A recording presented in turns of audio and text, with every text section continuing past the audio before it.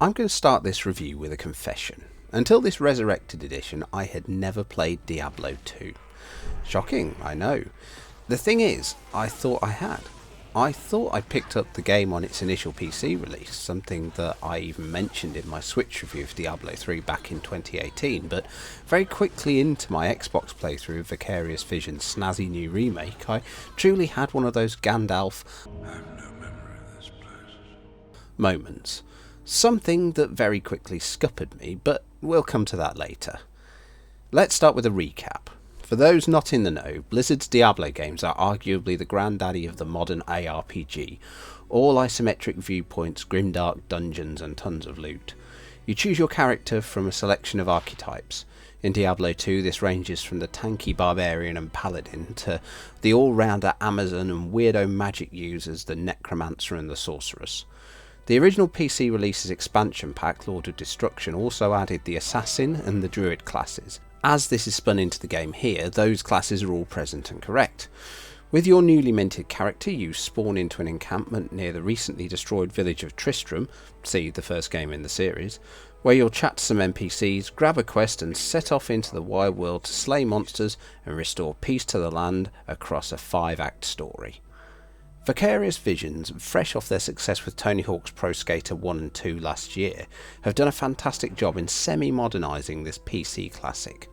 The widescreen presentation and newly minted 3D visuals look great, especially in 4K, although there is sadly no support for HDR, and the Series X and PS5 versions come complete with the option to shun resolution in favour of a crispy smooth 60 FPS performance mode. The new lighting complements these crisp visuals, with torches and spells casting shifting shadows across the scenery, adding no end of atmosphere to the game world. The controls on the console version are also very tight, eschewing the PC's function key and mouse-based input for a more elegant system of mapping your character's abilities to the controller buttons, similar to the console editions of Diablo 3. And that's great, because it's these abilities that make the gameplay loop tick.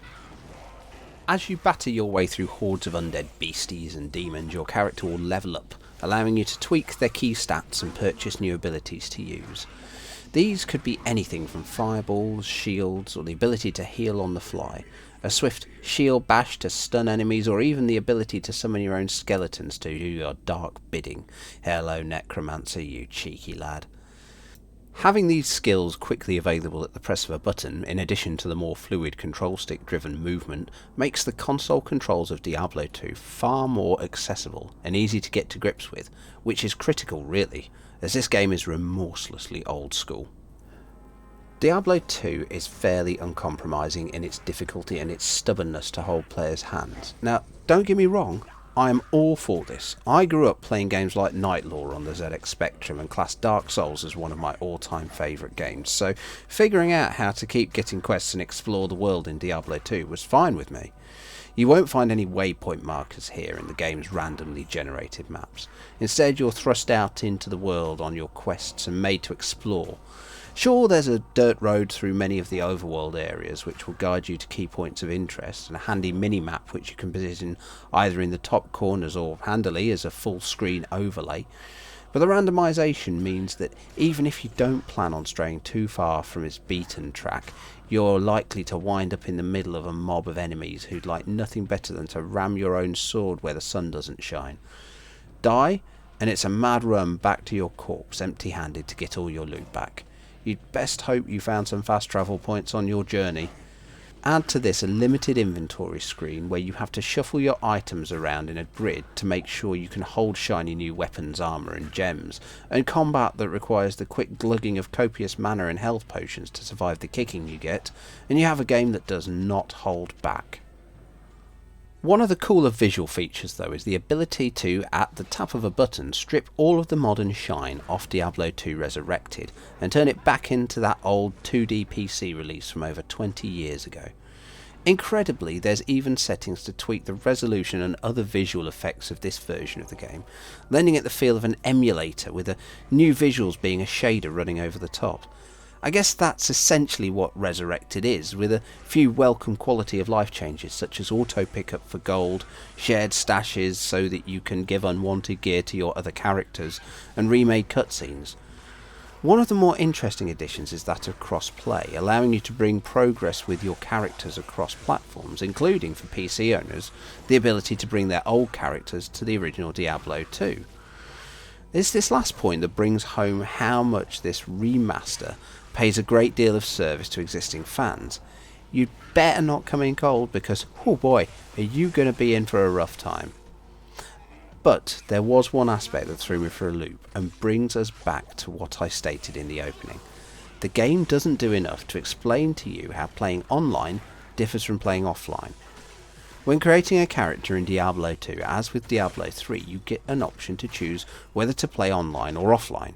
You can't share character stashes between the different modes, so it's important to decide which is going to be your approach to tackling the game. If you're playing online, then you can take part in multiplayer sessions, co-op, and participate in seasonal events. Offline, and you're going to be looking at solo play with the bonus that you don't need a persistent internet connection. But there's more than that. One of the key things that threw me, and kept throwing me for a large chunk of my initial playthrough, was how the world kept respawning every time I started a new session. Sure, the overworld has distinct areas and you can fast travel around them if you find waypoints, but the fact that I was coming into new play sessions and finding my map wiped, having to retrace my progress in an unfamiliar land, was frustrating. The reason for this? I'd picked an online character, where each session takes place in a completely randomly generated world, akin to a new run in a roguelike game. Had I chosen to go offline, I'd have a persistent but still randomly generated world that I could explore over the course of several play sessions, coming back to high level areas and gradually making progress rather than feeling rushed to find my way round again. Initially this mechanic seemed fun, but it gradually got frustrating, even with those aforementioned directional paths. The world stops feeling like it's yours, a place you can put your own story on. Remember when I batted that named high-level brute over there? He was a tough cookie, but boy was it satisfying when I finally downed him. Instead, loading up and finding yourself once again doing a Gandalf quickly gets tiring. I think this sums up my main gripe with Diablo 2 Resurrected. It's painfully stubborn, digging its heels in and not wanting to be anything more than its initial release, with a bit of spit and polish. In some respects this is a great thing. The core gameplay loop is fantastically fun, wiping out waves of enemies, finding shiny new gear, upgrading your character and earning new abilities, all enhanced on the console editions by the tight controls and smooth frame rate. But on the flip side of that, the game feels cold to anyone who doesn't want to learn its mechanics by trial and error, almost mechanical in its focus on that gameplay loop. It's interesting juxtaposing it with the later Diablo 3 and successors such as the Torchlight series. These are games with persistent overworlds, replete with lush visuals and undulating landscapes. In contrast, Diablo 2 has fairly dull, boring, flat fields and plains which are formed of clearly squared off areas, feeling far more clinical in their execution. But in some way this older game is more focused, with less fussy loot, less complex abilities, and once you learn to read the land, clearer paths to your destination. It's a hard sell for new players though, especially those who have likely been introduced to the series through Diablo 3, and given the pedigree on display here, that's a real shame.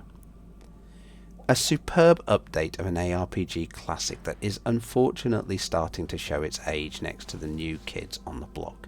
Diablo 2 Resurrected feels like it's clearly aimed at those players who don't want the fuss and muss of Diablo 3 or the Torchlight games, and instead want a more focused experience. While this certainly delivers that, it comes at the cost of being cold and uncaring to newer gamers, who risk feeling like that kid that's been invited to a party where they recognise people but don't really know them, and end up being a wallflower till they shuffle off back home by themselves.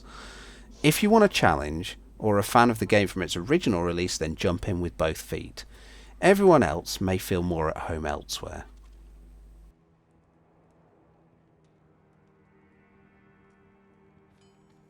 Thanks for watching. If you enjoyed this video, please don't hesitate to give it a like, and make sure that you subscribe to NGB for all of our upcoming video content.